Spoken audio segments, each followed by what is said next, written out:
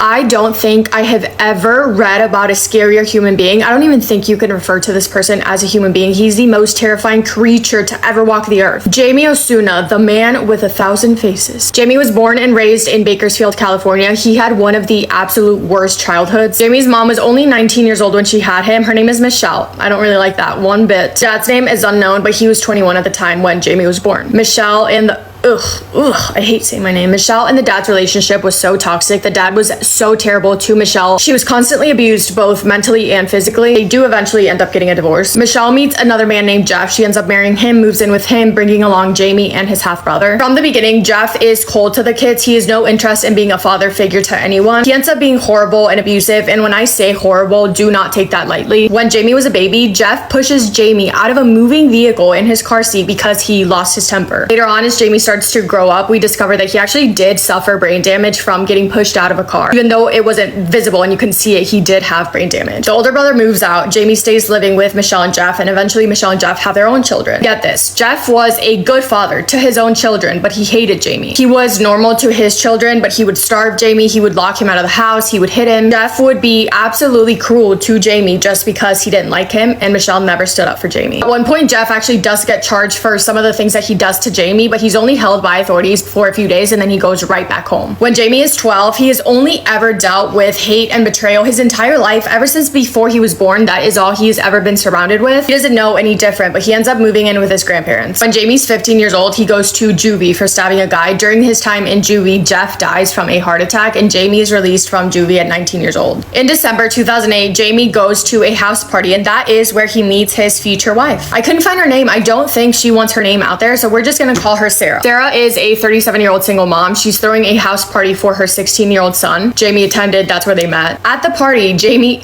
it's not funny. He's just like, why does he do this? At the party, Jamie stabs a man and the police is called. He gets sent back to jail, even though he just got out of jail. He can't stay out. While he's in jail, all he's thinking about is Sarah and how much he liked her. They start writing letters to each other for almost a full year. When Jamie is released in November 2009, Sarah goes to pick him up from jail and she's shocked to see how many tattoos, facial tattoos, he got. She picks him up. They go to a motel, do the deed, and Sarah ends up getting pregnant. Apparently, when they found out that they were gonna have a baby, Jamie was excited to be a father. He was ready to step up and take care of the baby. In February of 2010, they agreed to be this little family and they end up getting married. After the wedding, Sarah is still pregnant and Jamie becomes very aggressive, very abusive. Because of that, he's sent back to jail for another 6 months. While he's in jail, the kid is born. He gets out, Sarah decides to give him another chance, but Jamie quickly makes her regret that. He was terrible to her in every and any way, and that abuse eventually went not only to Sarah, but also to her kids, as well as their new baby that they had. When he starts abusing the children, that is Sarah's bottom line, and Jamie has crossed it. She isn't having it anymore. She ends up calling the police on him. Jamie ends up back in prison for another 7 months. He's released on Halloween in 2011, and Jamie does not learn. He's a violent person. He's calling Sarah, threatening to kill her and the children. And Sarah is reporting all the phone calls and all the threats to the police. One day, November 8th, 2011, Jamie calls Sarah. Sarah's assuming that he's just calling to threaten her again. But when she picks up the phone, Jamie says, "Put on the news,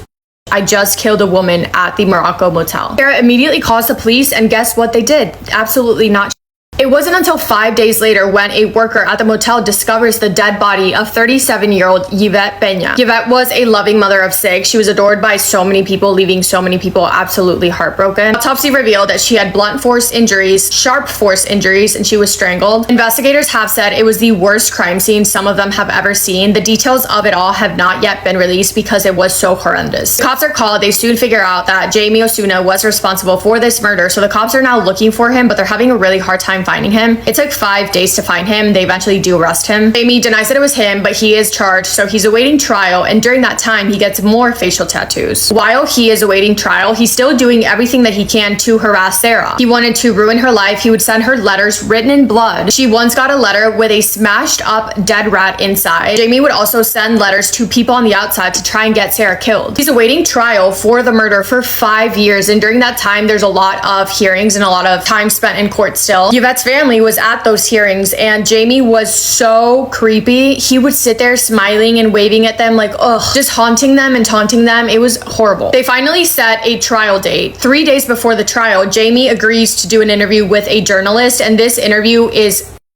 horrifying. Up until then, he had not confessed to killing Yvette, right? But during this interview, before he's even asked, he says, I did it. The clip of this interview, it's so creepy. Oh my God, it gives me shivers. The clip of him during this interview, it's so creepy. He says, I'm sadistic. I really don't care. I did it and I'll do it again over and over and over. Another quote, I did sadistically, premeditately, and deliberately torture and murder Yvette Peña. During that interview as well, he talks about his childhood, his trauma. He says that from when he was a kid, around 8, 9 years old, he started killing animals. He says he doesn't care about killing. He just likes to chase the rush to feel something, and says that he gets self-gratification from it. He confesses not only to killing Yvette, but he says she was not the first person that he's killed. He's actually done it twice before. He says his first kill was in 2007 when he was 13. He killed a 32-year-old female. They ask him the reason why he did that, and he says, I kind of don't want to get into that because I was young at that age, but that was the first taste. I just can't get over the way that he presents himself at the trial for Yvette. He's still doing little waves to the family, doing all these creepy smiles. Yvette's sister gets up and does a speech and says, I do hope he will have some sort of regret. The camera turns to Jamie while the sister is talking, and he's mouthing, no, no, no, no, no, and smiling. He takes a plea deal to avoid the death penalty, and he's sentenced to life in prison without the possibility of parole. Did you think that was the end of the story? Wrong. In jail, it's decided that he is way too dangerous to have a cellmate. He's threatening everyone in prison. He's stabbing inmates, including stabs to the face. He always had blood, and he would write messages on the cell walls with blood. It wasn't until March 2019 when Jamie was giving a cellmate for the first time. His cellmate was 44-year-old Luis Romero. By March 9th, 2018, they had not even been cellmates for 24 hours. Luis was found dead in his cell, and the details of this crime scene,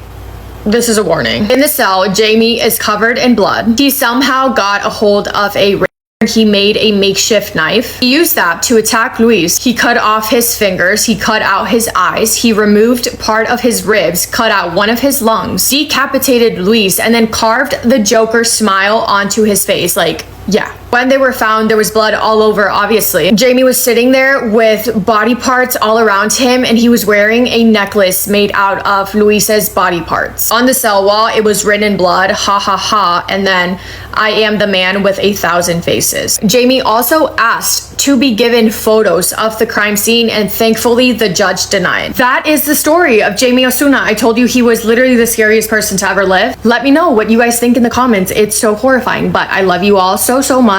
Massive kiss on the forehead to every single one of you.